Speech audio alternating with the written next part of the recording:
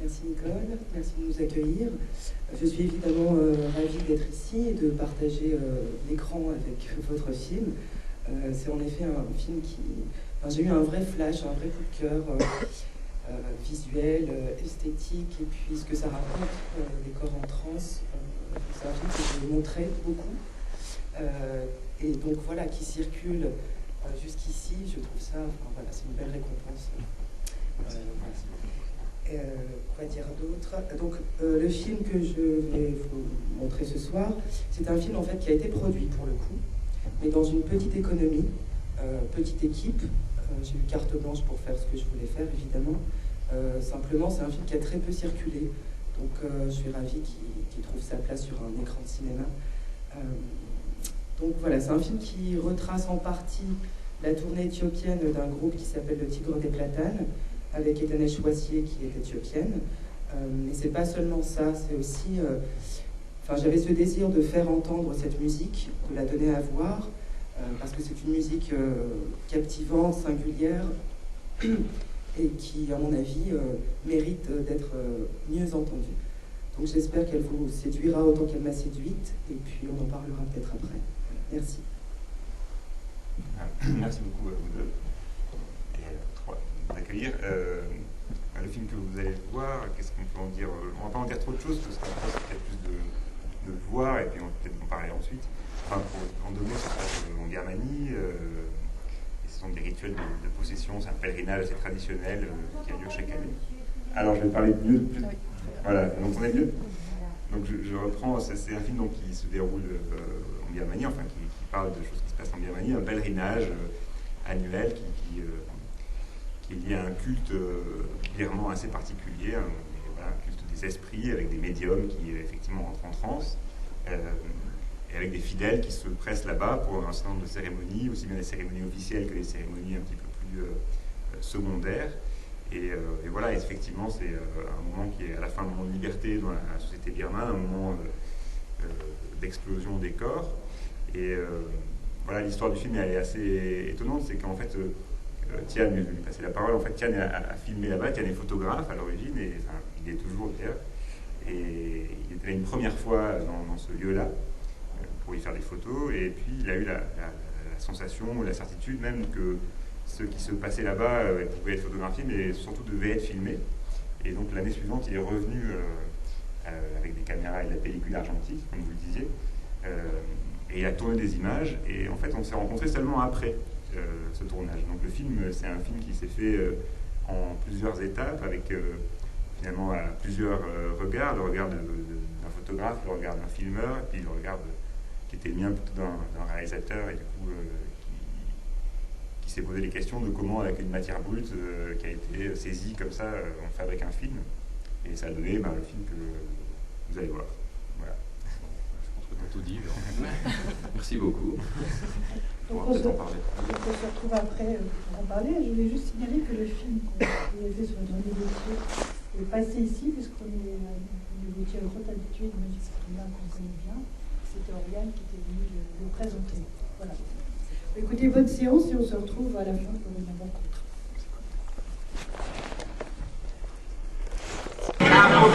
النازلين بعلامات سنة يقعدنا الوطيات الرفو لما جمرها بزي فعب درجة انت لا تكريك نتمريد لبلاتها يموزيكا كونسرت كنا شواسي كان يجي توجاسي موزيكا باند دار مداكو بدا يتشمرو النبو زاري ما تاك مشيتو أصلا وصات جمرو روباما بار ريستورانت ما كافي بكيما موزيكا يزنا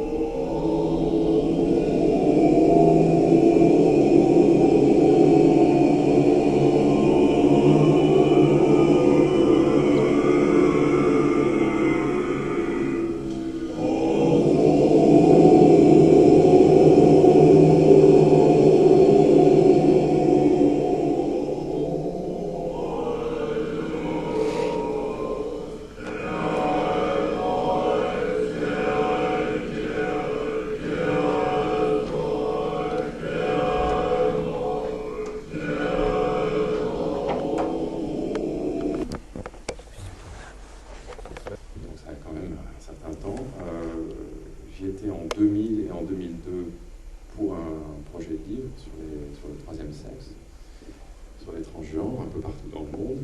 Et je suis tombé un peu par hasard sur ce sujet, en fait, en me baladant en Birmanie. Mais j'ai eu beaucoup de mal à faire des photos. J'y arrivais pas. Très médiocre, mon boulot photographique. Et c'est suite au deuxième voyage où je me suis dit la dimension du son et du mouvement était absolument indispensable. C'est pour ça que je suis revenu en 2003, totalement autofinancé, avec aucune expérience de tournage.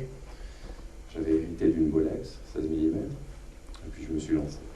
Mais je dois préciser quand même que c'est surtout grâce à Jean qu'on a ce film, parce que j'ai fait ça en tournant avec aucune vision particulière d'un film. Je voulais faire des images, je voulais capter cette ambiance, ce son, quelque chose de très, très viscéral. Et c'est grâce à Jean que ça a un peu de sens, parce que je pense que c'était assez difficile au niveau du montage, ce film. Donc comment vous vous êtes rencontrés? Comment ça s'est passé? C'est un pur hasard. C'est mon frère qui m'a présenté Jean. Mon frère travaille à la télé. Et je cherchais un monteur, ou surtout quelqu'un qui ait une vision un peu moins télévisuelle, plutôt cinématographique. Et alors on m'a présenté Jean. Donc, du coup, on s'est vite lancé dans cette aventure ensemble. Mais aussi uniquement tous les deux, en salle de montage, l'été, sans producteur, avec la totale liberté de faire ce qu'on voulait. Et alors, donc il y avait beaucoup plus de rush que ce qu'on voit, ou ça équivaut à peu près? Il n'y a pas beaucoup de rush. C'est pas du tout comme en vidéo, donc j'ai tourné assez peu. En fait, ce qu'on voit, c'est quand même... C'est à peu près le matériel. C'est des rejets, mais oui, je dirais que c'est peut-être 50%, à peu près, voire plus. Donc, oui, on a beaucoup gardé. Et la musique, tout va bien, du coup? Alors, c'est tout un mélange. Toute la bande son. Ça, c'était assez complexe. Moi, j'ai fait des prises de son très basiques sur place. On s'en rend peut-être compte. Qualité pas toujours formidable, mais j'ai récupéré pas mal de cassettes de musique birmane. Et puis, c'est par la suite, avec Jean, on voulait donner un certain rythme à ce film. Donc, ça évolue vers quelque chose d'un peu moins ethnographique, mais c'est un regard et un son différent. Et du coup, Jean a eu cette superbe idée. Comment il s'appelle? C'est américain. Ah oui, oui, avec la musique à la fin. C'est un musicien de jazz à la fin américain. Je ne me souviens plus le nom là tout de suite, mais oui, en fait, il y avait un matériau sonore qui était réel, mais en fait, l'idée c'était aussi de déréaliser ce qu'on voyait. De ne pas faire un film trop ethno, et enfin ethnographique, parce qu'on n'était pas ethnographe, même si on a rencontré l'ethnologue spécialiste de ces rythmes en France. Mais cette idée, c'était de ne pas faire un film ethno, on n'était pas ethnologue, donc il fallait trouver une manière de raconter autre chose. Et l'enjeu, c'était plutôt de raconter l'expérience visuelle, l'expérience sensitive qui avait été celle de Tienne, qui l'avait rendue, et donc, finalement, c'est presque un film sur le regard, en fait, sur le regard de quelqu'un qui est un peu perdu, et en même temps qui se rattrape à des choses qui lui sont parfois familières, parfois qui lui sont pas. Donc il y a à la fois il y a un peu du cirque aussi parfois, enfin du théâtre dans ce qui se passe là, et c'est aussi tout l'enjeu de est-ce que ces médiums ils y croient, est-ce qu'ils font, est-ce qu'ils y croient pas, ceux qui rentrent en transe évidemment rentrent vraiment en transe, donc il y a un peu ces allers-retours en fait là-dedans, et qui sont un peu aussi le regard de quelqu'un qui est là-bas et qui parfois a prise avec le réel, parfois n'a pas prise avec le réel, et qui nous renvoie aussi à ce que nous, on peut vivre de la dépossession, ou la possession, enfin la déprise, ou l'absence de maîtrise par rapport à notre propre corps. Donc c'est aussi un jeu avec ce qu'on peut nous ressentir. Et voilà, après la bande son, c'était une manière de... tout le son qui est là-bas, il y a un son qui est on entend parfois il n'y est pas, parfois il y a d'autres sons. Il y a tout ce truc avec le son de ces moines birmans qui chantent, là, parce que finalement ce culte-là, c'est un peu compliqué à expliquer, mais ce culte-là, il est sous l'égide du bouddhisme en Birmanie. En fait, c'est la religion d'État, c'est le bouddhisme qui a été introduit au XIe siècle, mais par un roi prestigieux et qui a phagocyté en fait les anciens cultes et qui les a placés sous l'égide du bouddhisme. D'où le jeu avec voilà, ces chants birmans. D'ailleurs, on voit les moines birmans qui se perdent dans la nuit birmane des travestis, ce qui est un peu tabou. Ce sont des novices, la plupart. De jeunes moines qui sortent du temple pour aller faire un peu la fête le soir. Oui, j'ai eu quelques soucis à faire ce film.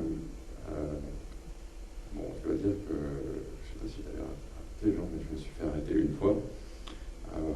C'était fait en 2003, donc une période assez difficile encore. Maintenant, ça a beaucoup changé. Le pays s'est beaucoup ouvert cette année. Et donc, c'était assez difficile en tant qu'étranger de se balader avec du matériel assez conséquent. Et surtout, ils m'ont arrêté une fois, j'ai pris la fuite. Et j'ai été me cacher en ville pendant 2 jours. Et le dernier jour, quand je suis revenu pour tourner la cérémonie des arbres que vous avez vu, j'ai eu un des chefs de la sécurité qui m'a regardé. Je pensais que j'étais vraiment grillé. En fait, il m'a fait un clin d'œil. J'en ai revenu, encore tourné. Donc, bon, c'était assez difficile pour ces questions-là. Sinon, pour tout ce qui est trans et l'accès dans les temples, les gens sont très ouverts, en fait, très accessibles. Et ça se faisait tout naturellement. En fait, j'étais complètement oublié. C'est vrai que quand je revois ce film, ce qui m'étonne, c'est que personne ne me regarde pratiquement. Alors que je suis plutôt grand. Et puis, bon, j'avais mis un spot sur une caméra Bolex. C'était un look d'extraterrestre, mais pas très discret. Et finalement, pendant toute la semaine de tournage, j'étais très libre, complètement oublié. Oui, parce que vous étiez... vous dansez avec eux aussi. Oui, c'est la caméra qui dansait. C'était très naturel pour moi. J'avais tellement envie de suivre ce mouvement. J'étais vraiment frustré photographiquement. C'est un des seuls voyages où je sortais aucune photo valable. Et donc du coup, ce tournage, c'est une révélation pour moi. La première fois que je travaillais avec le mouvement. Et depuis, vous y avez pris goût, vous en faites d'autres Là, on est sur un tournage avec Jean, en Inde, mais c'est le seul film depuis là. Ouais. Donc, non, je suis retourné dans ma photo et je continue à faire essentiellement de la photographie. Et là, on est sur un projet en Inde avec Jean, mais qui sera moins expérimental, puisque pour la télévision. Peut-être, on sait pas. Non, mais malheureusement, les contraintes. On aimerait que, enfin, c'est pas encore sûr, on aimerait que pas, on aimerait que ce soit pas forcément la télévision, mais c'est plutôt la télévision qui a l'argent pour produire le film. C'est 2 versions. C'est comme ça qu'on fait en général. Bon, on va essayer. J'espère que le producteur n'est pas là. Et alors, Jean, qu'est-ce que vous avez fait d'autres films J'en avais fait avant, et puis ensuite, c'est vrai que j'étais amusé de voir l'Éthiopie, parce que j'y suis allé, d'ailleurs, on y est allé séparément en Éthiopie. Et c'était intéressant parce que j'avais découvert un peu cette musique-là, c'était un peu dans un tournage, mais c'était un peu dans le off du tournage, le dernier jour, on me promenait dans la nuit éthiopienne. Et rencontrer cette musique-là qui est. C'est assez fabuleux, je sais pas, peut-être que vous l'avez vécu, mais à Addis Abeba, dans les bars dans lesquels ces musiciens jouent, où finalement il y a un orchestre qui joue et puis les chanteurs passent d'une salle à l'autre. Et c'est assez invraisemblable. Alors c'était un peu la nuit où je travaillais encore à la télévision. Et c'était la fin d'ailleurs, le dernier tournage que j'ai fait, c'était au moment où justement j'ai découvert cette aventure éthiopienne. Donc pour l'instant, bon, j'ai une première un peu du film. Et puis on a eu ce projet maintenant avec Thial, et j'espère qu'on va nous donner le plaisir de retravailler ensemble. Enfin, ce qu'on a déjà entamé, parce qu'on a déjà tourné un peu, mais... en numérique, cette fois-ci. En numérique. J'ai compris en Amérique. En numérique et en Inde. En numérique, d'accord. Alors ce projet, ça m'intéresse. D'abord, on va faire un fondu en chimie. Comment tu as connu leur film? En fait, il avait envoyé au festival Point Doc, au siège, donc je suis la présidente du festival. Et en fait, donc il y avait toute une pile de DVD, et puis j'étais intriguée par la photo. Enfin, il n'avait pas été retenu, pour tout dire, au départ. Et j'étais là, ah bon, mais qu'est-ce que c'est? On m'a dit, oui, c'est de la trance, il y a de la musique, c'est en Birmanie. En fait, c'est tout ce qui... Enfin, ça m'a accroché immédiatement, donc je l'ai vu. Et j'ai pris une claque, et je me suis dit, ah, il faut absolument qu'il soit dans le programme, et je l'ai défendu, et puis voilà, ça s'est retrouvé comme ça. Merci. C'était un pur hasard. Voilà, tu as vraiment bien fait. Et autrement, il a circulé ou enfin, il a été... Il a été projeté en Suisse en 2015, ensuite très peu circulé, et puis maintenant il ressort, puisque il sera projeté. Oui, un peu. Il y a eu une projection à Bangkok, il y aura une projection à Istanbul, et puis Point Doc. Voilà, petit à petit, j'ai refait surface pratiquement 10 ans après. Incroyable, c'est fou. Parce que c'est un classique, quoi. Enfin, c'est ce qu'on appelle un classique instantané, sauf que ça met du temps. Oui, ça met beaucoup de temps. C'est vrai qu'après le travail de montage, j'avoue qu'on s'est assis dessus, on ne savait pas trop quoi en faire, parce qu'il n'y avait pas de case, impossible à la télé. Assez difficile même dans les festivals. Moi j'étais assez pris, Jean aussi, et puis on a un peu oublié ce film. Et puis voilà, heureusement. Bon, moi j'aimerais en parler toute la nuit, mais on peut pas. Et puis, Léna, j'aimerais bien que tu nous parles aussi du coup de ton film éthiopien. Et donc une question, c'est qu'effectivement, Dominique l'a dit, les deux films assomment. On va prendre un vocabulaire musical très fort. Donc, est-ce que tu as tourné avant le film éthiopien, avant de découvrir le Festin des Esprits? Oui, c'est ça. Le Festin des Esprits, je l'ai découvert il y a 3 mois, 3-4 mois pour le festival, peut-être un peu plus.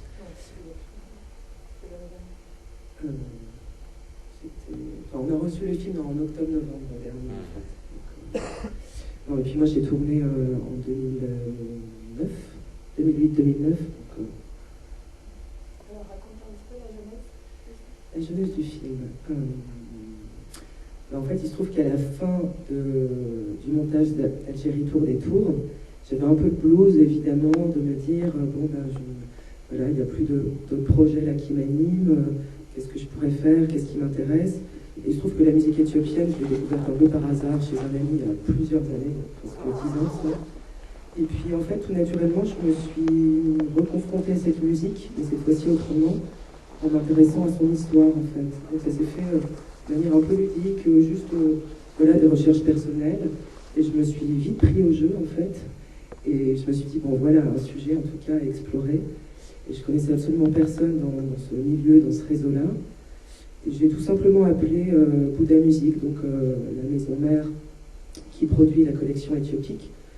Et en fait, on m'a donné le contact de Francis Falsetto, l'exhumateur de ces musiques-là. Je l'ai contacté, il m'a immédiatement reçu, et l'aventure est partie comme ça, en fait. 2 mois après, je me retrouvais en Éthiopie pour des repérages. Et ça a été assez fabuleux, parce qu'en fait, dans l'hôtel où j'étais, il y avait ZX qui était là, ce qui allait devenir mon futur producteur. Enfin, tous les ingrédients étaient là, en fait. J'ai rencontré Etenesh avant même le groupe. Donc ça a été une suite de petits bonheurs un peu miraculeux qui ont jalonné voilà, le début de cette histoire en fait. Ce qui est très très beau dans ton film, c'est la joie. Enfin, on s'aperçoit en le voyant, je trouve qu'il y a si peu de joie dans le cinéma, parce qu'il y en a un petit peu dans le réel aussi finalement, mais là, voilà, ça en déborde, c'est un vrai bonheur. Et on sent aussi, bon, dans vos deux films, en fait, il y a une culture expérimentale très particulière, voilà, qui dans ton cas est très érudite, très savante. Enfin, c'est un cinéma que tu connais bien. Et on voit à quel point c'est nécessaire pour rendre compte des sensations, de ce que vivent ces figures, voilà, qui est rendu par le style, et pas juste par la captation. Enfin, il faut le montage, il faut le son, il faut un rythme très particulier.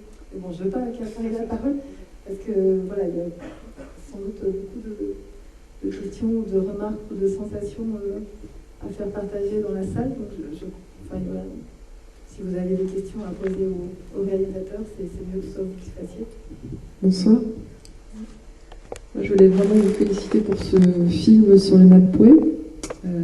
J'avais vu le Carnaval des Esprits il y a un moment et j'ai découvert en fait ce film sur Internet. Je ne sais pas s'il est toujours en accès libre sur le web. Sur mon site. Voilà. Et je trouve que ce qui est très juste, c'est que c'est vraiment comme une grande pièce de théâtre. Et vous avez vraiment travaillé sur la théâtralisation, vous avez capté cette théâtralisation vraiment du rite. Et je me suis beaucoup intéressée en fait à ces rituels. Et on l'a fait venir en fait au Cap Branly en 2008, et avec Owen Line que vous avez dû rencontrer. Et c'est vrai que la plupart en plus des médiums sont des danseurs professionnels avant tout. Et c'est vrai que, je trouve que c'est très juste d'avoir justement pris cet angle-là et qu'il n'y ait pas trop de commentaires non plus. C'est uniquement de l'image. Après, c'est juste des commentaires personnels. Après, sur la bande-son aussi, finalement, c'est intéressant. Au début, je me suis dit, mais en fait, les nattes ne s'opposent pas au bouddhisme, mais c'est quand même quelque chose de quand même très différent. Mais finalement, c'est vrai que ça crée un continuum aussi dans le documentaire. Je trouve que c'est vraiment bien fait. Et du coup, je me demande quand est-ce que sortira un livre de photos et éventuellement plus sur les nattes, éventuellement sur les arbirements. Et là, je monte une prospection de découverte des arbirements, de la danse, etc. Avec la découverte aussi de ce rituel pour août 2013. Et voilà, peut-être que ça peut être l'occasion de convier. Là, j'aurais mis beaucoup d'artistes. Je pars dans 2 semaines. Et, voilà. Donc, ça va de la harpe, le Kassanwan, la danse. Parce qu'il y a le Zatpoué aussi, et ça, vous ne l'avez pas montré. À Tangbyon, il y a le théâtre populaire avec aussi toute la part de clown et birman. C'est vraiment inépuisable. Et je me suis beaucoup intéressée au rituel de travestissement en Asie aussi. J'imagine que vous êtes sur les Hijra ou peut-être les Gotipois en Inde. Ouais, je fais un livre sur les Hijra en ce moment. D'accord. En Inde. Mais donc, on en reparlera. Merci. Merci.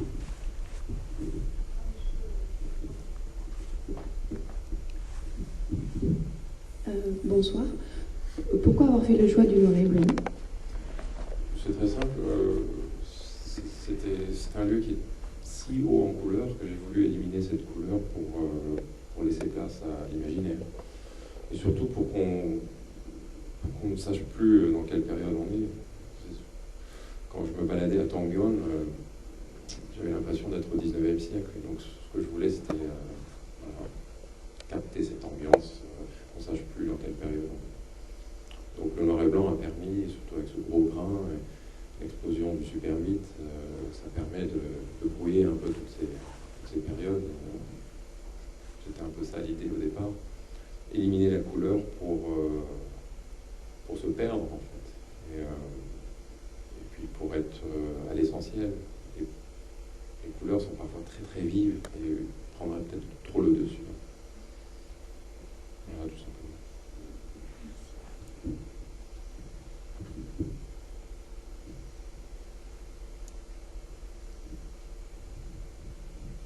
D'autres questions, non? Remarques ou non? Un échange entre créateurs? Non, en tout cas, on est vraiment content d'être venu, d'avoir montré ce film, parce qu'il n'a pas été beaucoup vu, comme on l'a dit, et puis de le voir sur grand écran, c'est aussi bien, parce que, comme vous disiez au début, c'est vrai qu'on l'a nous plutôt vu sur petit écran, Voilà. Il est fait pour le grand écran. Oui, mais c'est la première fois qu'il est projeté en salle. Et vous aviez essayé de l'envoyer dans d'autres festivals non, juste après Non, mais c'est ça, quand on n'a pas de producteur, on n'a pas de diffuseur, il faut faire le travail soi-même et soit on le fait à plein temps, soit on passe à un autre film. Moi, je me trouve dans cette situation, je suis très pris dans la photographie et je n'ai pas vraiment le temps de pousser ça. Et je n'ai aucune idée du système. Jean en connaît beaucoup mieux que moi, le circuit, le festival. Mais bon, je ne me suis jamais vraiment penché dessus. Mais je savais qu'un jour ça sortirait. Je pensais quand même que ça aurait été un peu plus vite. Presque 10 ans, c'est un peu long. Maintenant, il faut faire un deuxième volet pour pouvoir remettre en circulation les deux. Oui. Et là, vous avez tous les prix dans tous les festivals. Ce que je trouvais intéressant dans le film de Laïla, c'est qu'à un moment, la caméra, elle va aussi vite que la musique. C'est-à-dire qu'à un moment, vous avez des plans plus calmes, mais quand la musique s'emballe, votre caméra aussi s'emballe. C'est-à-dire que vous filmez vite. Comment vous avez conçu ça? C'est quand vous étiez sur place que ça s'est fait comme ça? Le moment dont vous parlez, en fait, on était filmé en super 8. Donc je faisais image par image, ou je me mettais en 18. Enfin, j'ai bidouillé au moment du tournage. J'ai pas réaccéléré les choses au montage. Donc, puis après, c'est vrai qu'il y a eu une sorte de coïncidence que je trouvais plutôt chouette. Et essayer de trouver des correspondances visuelles avec la musique qui se jouait. C'était une envie. C'était quoi exactement au début, ces images très abstraites? Ah oui, en fait, c'est un travelling qu'on a fait sur les routes en Éthiopie. Et pareil, on a joué avec le shutter. Et donc ça s'est fait au moment du tournage. Pareil, ça n'a pas été réaccéléré après au montage. Voilà, j'ai voulu accumuler, disons, de la matière, plastique, pour ensuite la triturer et puis essayer de l'insérer dans un documentaire qui aurait pu être plus classique, justement. Ce qui est intéressant dans les deux films, c'est que sur deux pays qui ne sont pas très proches, donc la Birmanie et l'Éthiopie, on constate le même phénomène de transe. Alors c'est vrai qu'on est assez habitué à voir des transes dans les pays en Orient, avec le soufisme, tout ça. On est moins habitué, enfin moi j'avais jamais vu des images de transe en Birmanie. Et qu'avec deux musiques complètement différentes, même si dans votre film la transe elle n'est pas aussi poussée, c'est-à-dire elle pourrait aller jusqu'au bout de toute façon. On est frappé que dans les deux films il y a ce phénomène de transe dans les deux. En fait, il y a énormément de trans en Asie, mais c'est un phénomène un peu moins connu que dans le vaudou, l'Éthiopie. Oui, j'imagine, j'ai pas assisté à des moments de transe, mais j'imagine que dans des régions un peu reculées, hors capitale, ça doit, se vivre. Après, la danse qui est dansée dans ce film, qui est l'Eskesta, travaille quand même sur une sorte d'accélération un peu stroboscopique du corps. Et c'est assez... il y a ce côté un peu extatique, trans.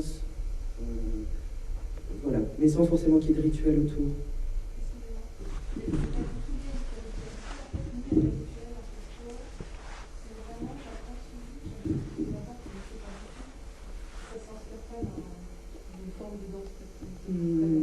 Je ne pourrais pas me prononcer, je ne suis pas une spécialiste de ça, mais je pense que ça découle de racines ancestrales et qui sont rejouées, redansées, revécues.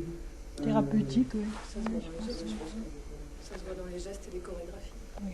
Puis ça se danse surtout sur de la musique traditionnelle en fait, au départ. Pas du tout sur du free jazz.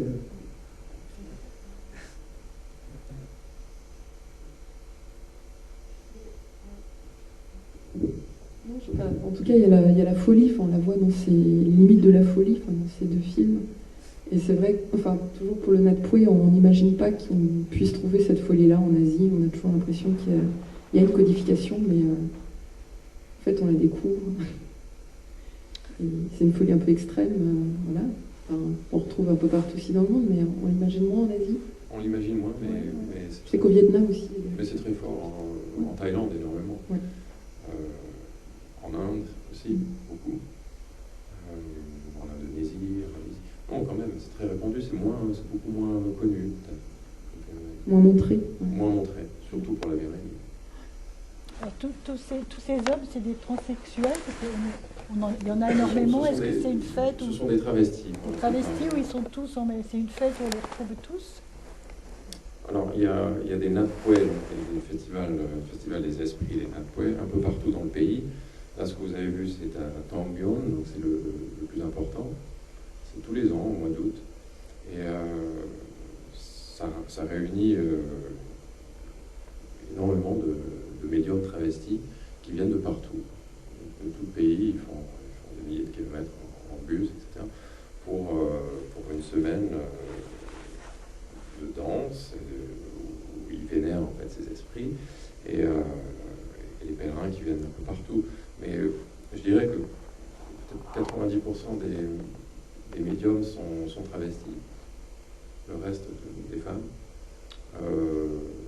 Bon, il y a une raison pour ça, hein, c'est que certains, enfin il y a plusieurs hypothèses, mais il y a des esprits masculins et des esprits féminins, et ils basculent en fait. Donc selon l'habillement, ils sont possédés soit par un esprit féminin, soit par un esprit masculin.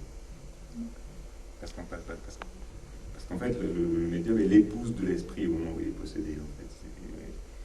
Et puis c'est aussi une manière, enfin c'est aussi un moyen socialement que l'homosexualité soit une acceptation sociale en Birmanie. En fait. C'est-à-dire que comme ils ont un rôle dans la société, tout simplement, ils ont une existence.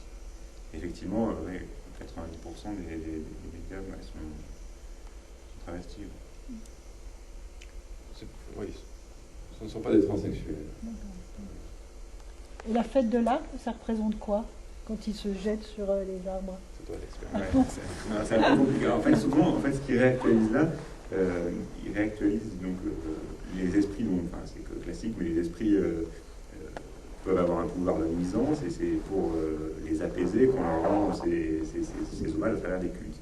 Et la plupart du temps, en fait, les rites là réactualisent des événements historico-légendaires qui se sont produits à l'époque justement où ce grand roi a phagocyté ce culte des esprits et l'a placé sous l'égide du bouddhisme. Et en fait, la plupart de ces rites réactualisent, vénèrent des esprits qui la plupart du temps sont des héros qui sont morts, ce qu'on dit de mal morts, qui sont morts d'une mort injuste, et la plupart du temps tués par le pouvoir justement. Et une mort violente, ouais, et à cause, tués en général par le pouvoir royal. Là, en l'occurrence, l'histoire de l'arbre, c'est il semble que ce fameux roi, soit mort, attaqué par un buffle, et ce buffle-là, en fait, était la réincarnation de l'esprit de l'arbre. Et donc, c'est cet arbre-là qu'on va voilà. Donc, il y a toujours Ils le détruisent pour... ce qu'on voit, c'est uniquement à tout prix récupérer un bout de cet arbre, et ils le gardent pendant un an chez eux. Donc c'est un an de bonheur. Du coup, il faut vraiment se battre pour avoir un bout de cet arbre. Il y a trois cérémonies.